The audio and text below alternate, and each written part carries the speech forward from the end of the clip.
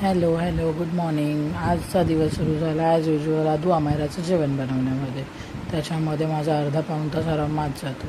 पण त्यांना जेवण न बनवता जा गेलं तर मग त्या जेवल्या असतील की नाही असं क्लासमध्ये टेन्शन येत राहतं. तर हा माझा थोडासा वेळ त्यांच्या जेवणासाठी.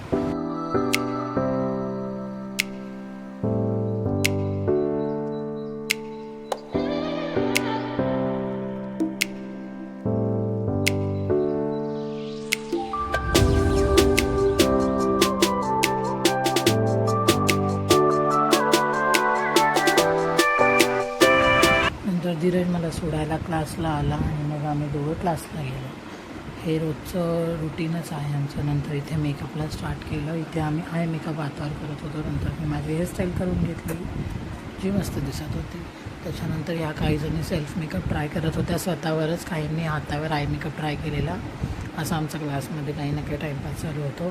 संध्याकाळी सुटल्यानंतर ही मी क्लिप घेतली आहे. मला माझी फ्रेंड बाय करते आहे. अमायराचा क्लास सुटला, संध्याकाळी डान्स क्लासला जाते ती. तिथे हातीचा छोटासा क्लिप घेतला आम्ही.